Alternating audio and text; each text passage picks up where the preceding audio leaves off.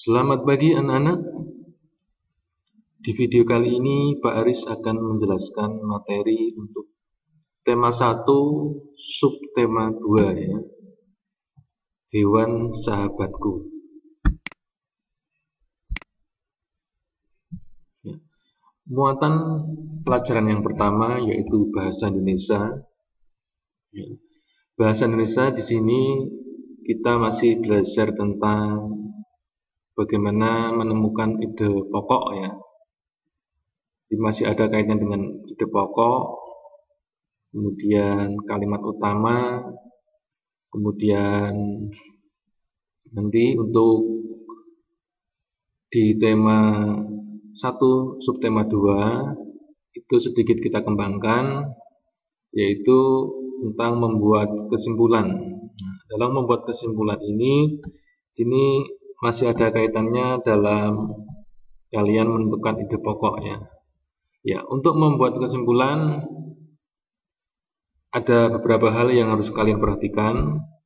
Yang pertama, mendengarkan dengan seksama isi informasi yang disampaikan. Kemudian yang kedua, menafsirkan pokok pembahasan. Yang ketiga, menyeleksi dan menentukan pokok pikiran. Ya, pokok pikiran ya. Pokok pikiran kan itu kata lain dari ide pokok. Jadi intinya di sini kalian juga harus menentukan ide pokok atau pokok pikiran atau pokok pikiran utama ya. Kemudian yang keempat, menulis kembali pokok pikiran dengan kalimat sendiri secara ringkas.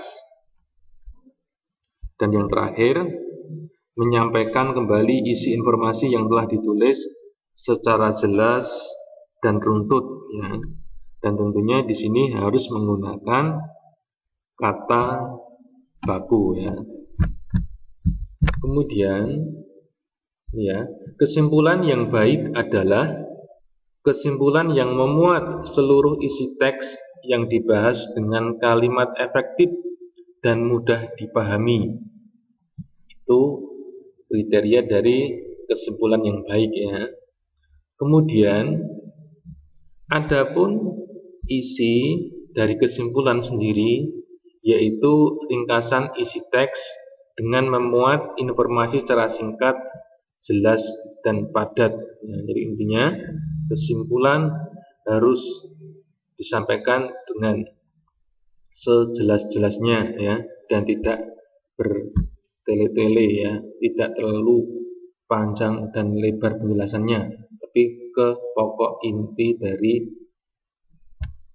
teks yang didengar ataupun teks yang dibaca ya. Berikutnya, muatan pembelajaran yang kedua untuk subtema 2 yaitu IPA. IPA di sini kalian akan mempelajari tentang perkembangbiakan pada hewan. Ya. Tujuan hewan berkembangbiak adalah apa? Untuk mempertahankan dan melestarikan jenisnya agar tidak punah. Ya. Perkembangbiakan pada hewan itu ada dua, yaitu secara vegetatif dan secara generatif ya. Jadi sini Pak Aris akan menjelaskan yang secara generatif. Yang untuk secara generatif itu ada 3 cara, yaitu ovipar, kemudian yang kedua vivipar, kemudian yang ketiga ovovivipar. Dari yang pertama, ovipar ya. Ovipar itu apa? Ovipar yaitu hewan yang berkembang biak dengan cara bertelur. Ciri-cirinya tidak memiliki daun telinga. Yang kedua, tidak mengalami masa mengandung. Yang ketiga, tidak memiliki kelenjar susu. Yang keempat, cirinya mengerami telurnya ya. Contohnya di sini ada ayam, kemudian ada penyu atau jenis burung, kemudian katak juga itu bertelur ya. Karena katak tidak memiliki kelenjar susu ataupun tidak mengalami masa mengandung. Itu yang ovipar ya. Jadi ovipar itu hewan yang berkembang biak dengan cara bertelur. Yang kedua, hewan berkembang biak dengan cara melahirkan atau istilahnya adalah vivipar. Di hewan yang berkembang biak dengan cara melahirkan. Ciri-cirinya memiliki daun telinga, memiliki kelenjar susu, kemudian mengalami masa mengandung. Ya. Berikutnya, memiliki rambut atau bulu yang halus.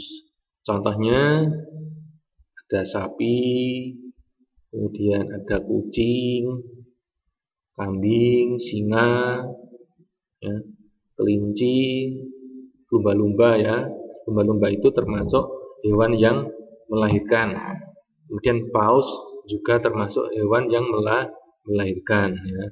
Tapi kalau untuk ikan-ikan yang lain kebanyakan bertelur ya. Berikutnya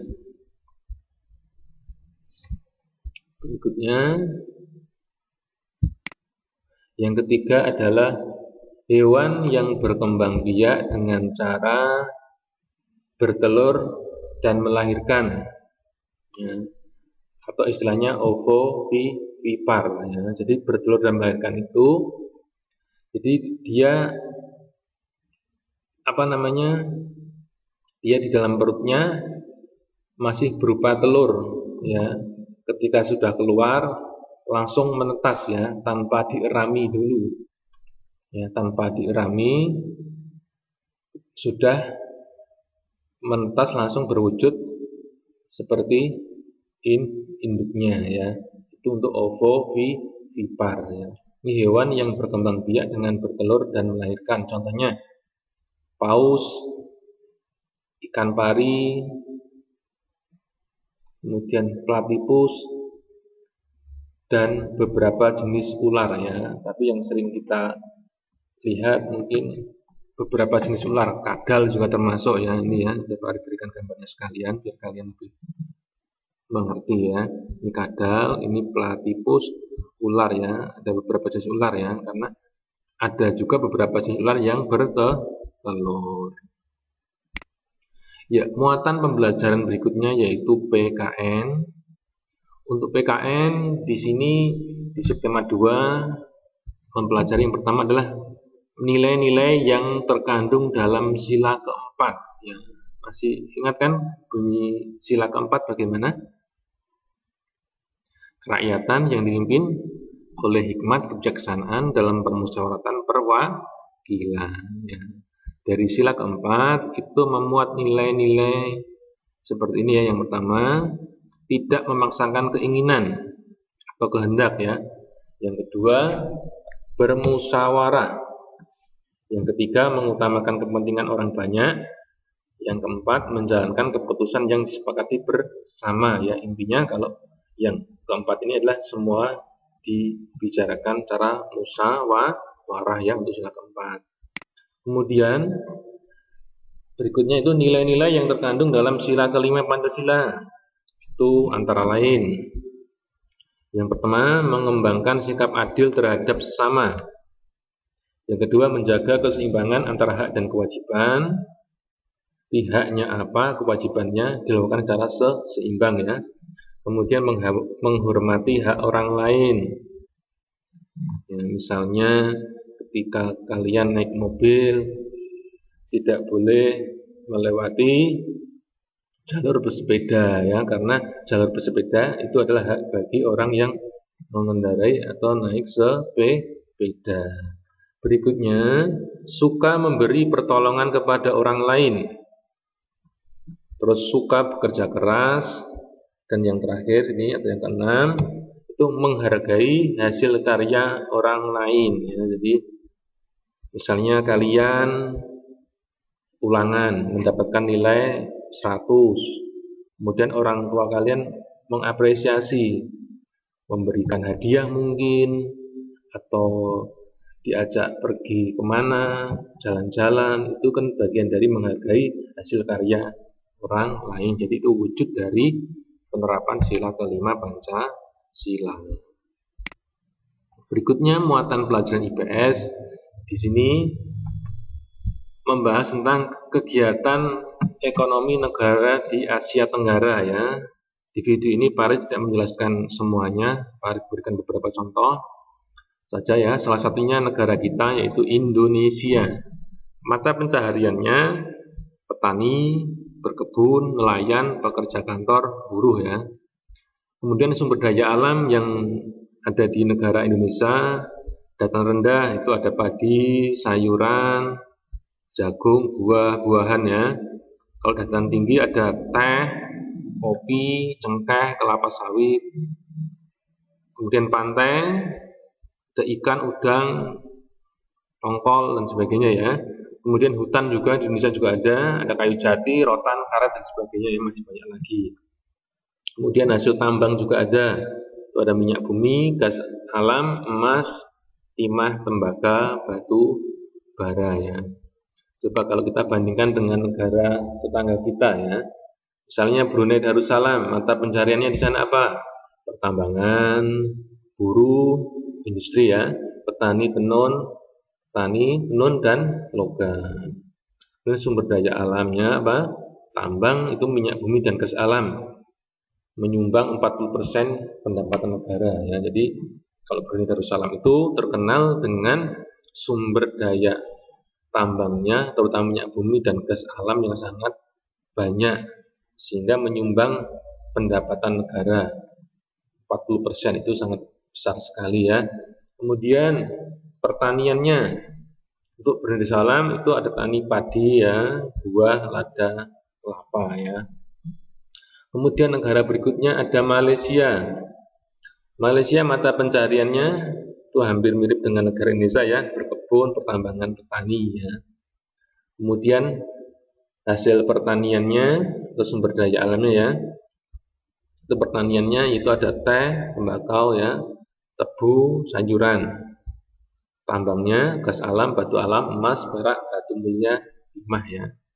Rata-rata mayoritas di kawasan negara Asia Tenggara hasil tambangnya hampir sama ya.